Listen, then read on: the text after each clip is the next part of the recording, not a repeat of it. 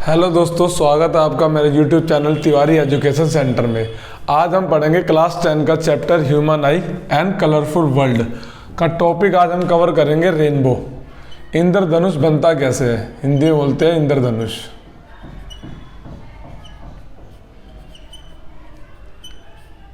देखो बच्चों, इंद्रधनुष बनने के सिर्फ 3 पॉइंट याद करने हैं, ठीक है।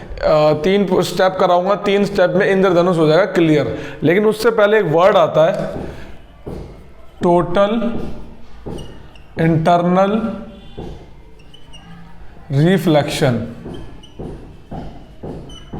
हिंदी में बोलते हैं आंतरिक परावर्तन।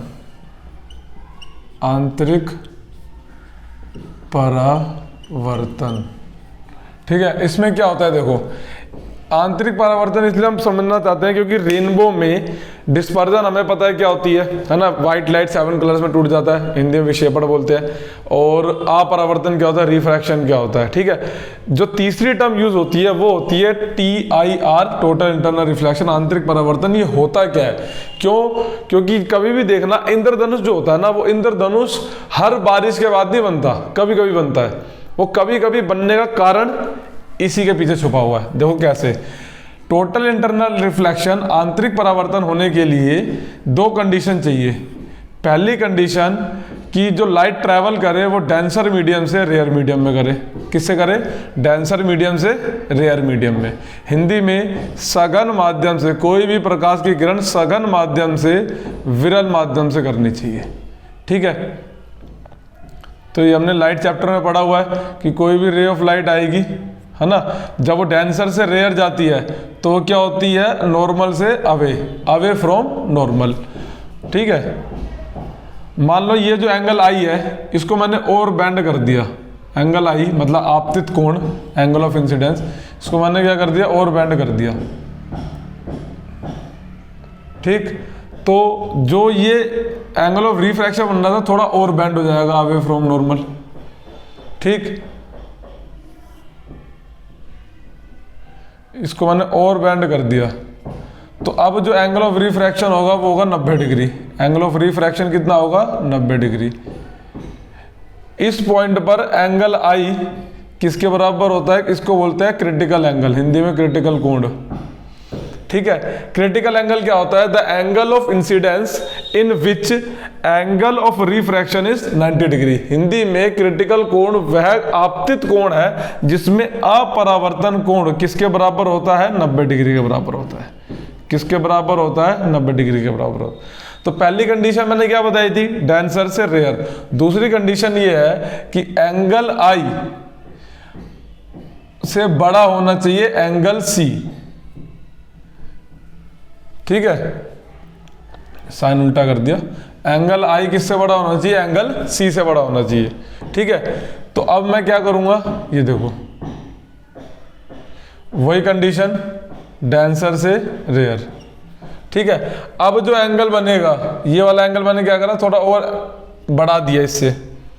तो जो रे ऑफ लाइट एक मीडियम से दूसरे मीडियम में जानी चाहिए वो क्या हो जाएगी, रिफ्लेक्ट होकर वापस उसी मीडियम में चली जाएगी। हिंदी में प्रकाश की किरण जो कि एक माध्यम से दूसरे माध्यम में जानी चाहिए तो दूसरे माध्यम में ना जाके उसी माध्यम में वापस चली जाती है। और ये वाली कंडीशन होना बहुत ही रेयर होता है, इसीलिए हर बारिश के बाद इंद्रधनुष बनता नहीं है। 2 कंडीशन होनी चाहिए। ये तो कंडीशन फिर भी सेटिस्फाई हो जाती है कि सघन से विरल जाए, डेंसर से रेयर जाए, ठीक है। लेकिन ये वाली कंडीशन सेटिस्फाई नहीं होती है कि एंगल आई क्रिटिकल एंगल से क्या होना चाहिए, बड़ा होना चाहिए। मैंने क्रिटिकल एंगल बता दिया। क्रिटिकल एंगल वो एंगल ऑफ इंसिडेंस है जिसमें एंगल ऑफ रिफ्रैक्शन कितना होता है, 90 डिग्री होता है, ठीक है। अब आपको ये TIR समझ में आ गया होगा कि होता क्या है और जिसके लिए ये 2 कंडीशन चाहिए होती है, ठीक है। ये TIR समझ में आ गया। अब आपको रेनबो भी समझ में आ जाएगा। रेनबो बहुत ईजी है। देखो अभी मैं बताता हूँ कैसे बनता है रेनबो।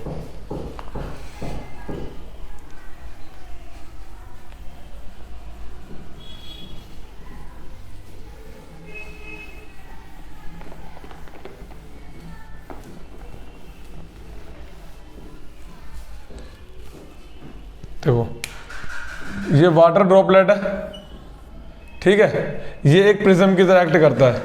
यहाँ पर है सन, क्या है यहाँ पर, सन। 3 स्टेप और ये खत्म हो जाएगा। देखना, एक रे ऑफ लाइट आई, इसको नाम दे दो पॉइंट ए। क्या नाम दे दो, पॉइंट ए। ठीक है, इस ए पॉइंट पर क्या होगा, एक तो होगा रिफ्रैक्शन और दूसरा होगा डिस्पर्जन। डिस्पर्जन मतलब व्हाइट लाइट ब्रेक डाउन हो जाएगा, स्प्लिट हो जाएगा 7 कलर्स में। ठीक है,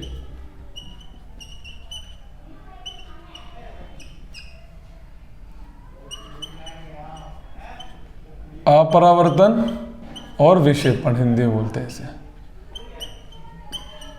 ठीक है, फिर यहां पर होगा बी पॉइंट मान लो इसे, और यहां पर होगा टी आई आर।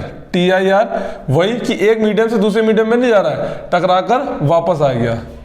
तो बी पॉइंट पर क्या हो गया, टी आई आर, हिंदी में आंतरिक